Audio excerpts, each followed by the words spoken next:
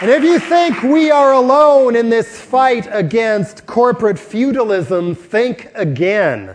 A very conservative magazine available on all our commercial newsstands and many in other countries as well began getting some very interesting poll results a few years ago. Such as, even the people they polled, over half of them said the protesters in Seattle had a point.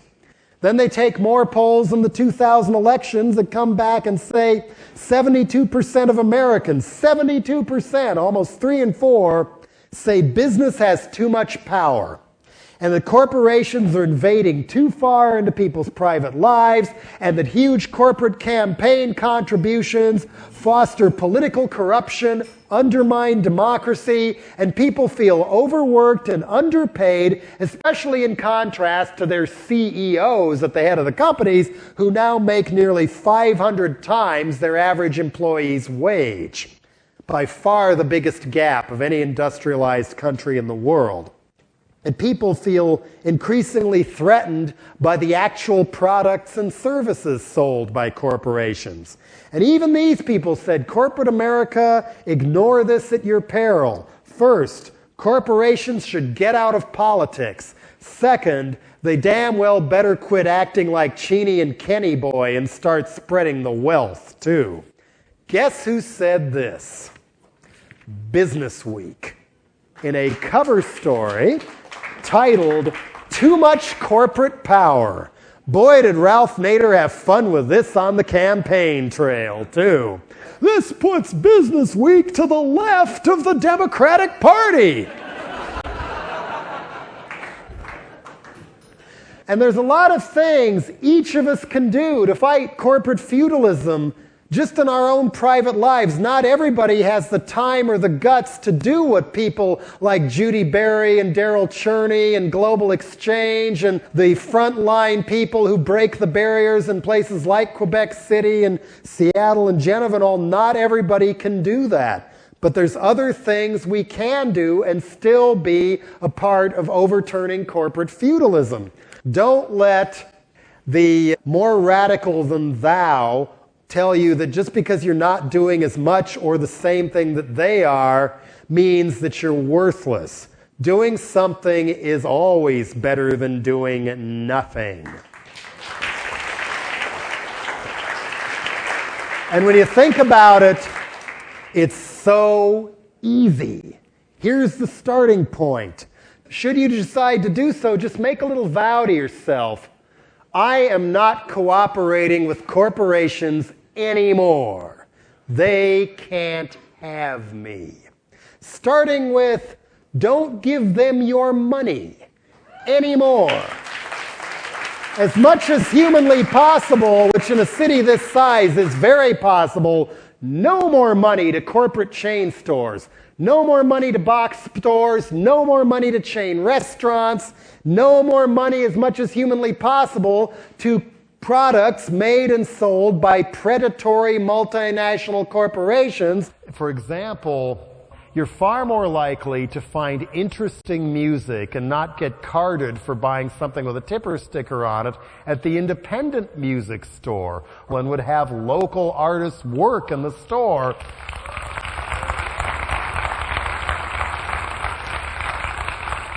Support the local bookstore instead of going to Borders and Buns and Nubile every time. And you might even run into a clerk who knows how to read and likes literature. Supporting the local markets instead of the supermarket chains oftentimes means you're getting locally grown produce, sometimes organic produce. And if it's organic, it means you're not going to be getting genetically mutilated frankenfood into your bag and the cornflakes where you don't know it's there and then into your mouth. Just don't buy that stuff. And on top of that, I know how hard it is to find work where you can actually make enough money to pay the rent, especially in this town, and not wind up being 50 years old and still living in a rat hole with roommates you can't stand. But try not to work for them. Don't give them your time, your intelligence, your energy. But if you must work for them, just remember that the computer age has ushered in a whole new frontier of sabotage on the job. Yeah. But if you start getting into this and try to get other people turned onto it and get them into it, don't wind up becoming a fundamentalist radical in the process.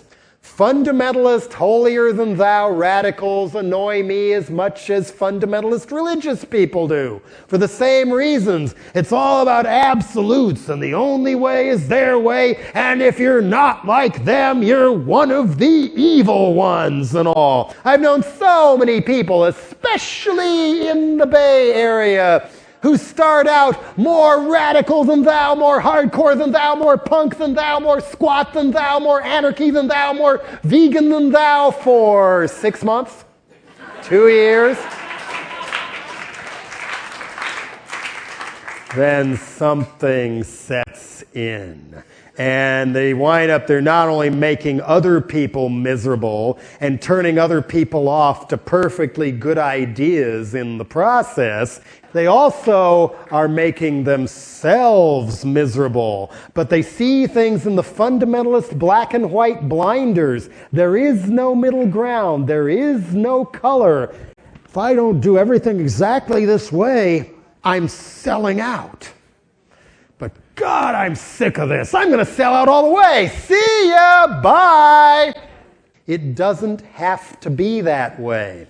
You find and pick out and explore a moral code, ethical code, and a lifestyle you can actually live with and live up to long term. It's far more likely to stick with you long term. If you go only this far on the radical meter instead of this far, it's less likely to turn into a mousetrap or a broken rubber band and go boing! And all of a sudden, you turn into the exact sort of SUV parasite you hated in the first place. It doesn't have to happen to you. And I do think, as much as the government sucks, voting is important because it's our only chance to get in there that way and change it.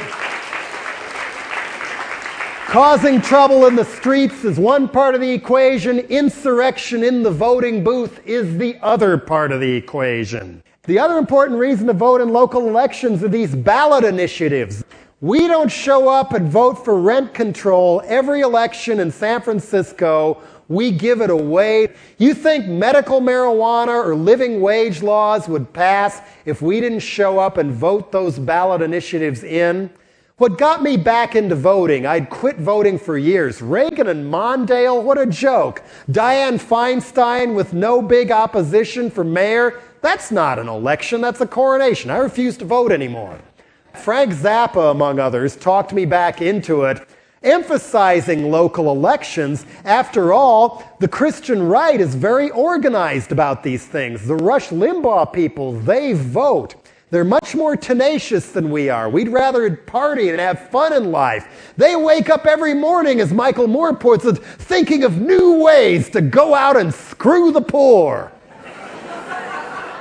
Which also means if we aren't there to vote in school board elections, city council and board of supervisor elections, and state representatives, the Christian coalition people are, in those little local elections, far less people vote, which means if we get organized, we can get cool people in, and otherwise we show up, we keep John Ashcroft's army from getting in instead. That's why we vote. I got back into it when I realized how much fun it was to vote against building new stadiums. Plus, even if you wind up in a real highfalutin, big money career track, doctor, lawyer, dentist, contractor, computer, website genius, or whatever, one way of staying true to the roots and giving back to the community is giving back to the community. Just providing the services you make so much money from to people who can't afford it for free every once in a while. Some doctors do this. The lawyer who represented me in the Frankenchrist obscenity trial that none of the other dead Kennedys lifted a finger to help with, by the way, he did it for no fee. He said he did it because he wanted to give something back to his profession.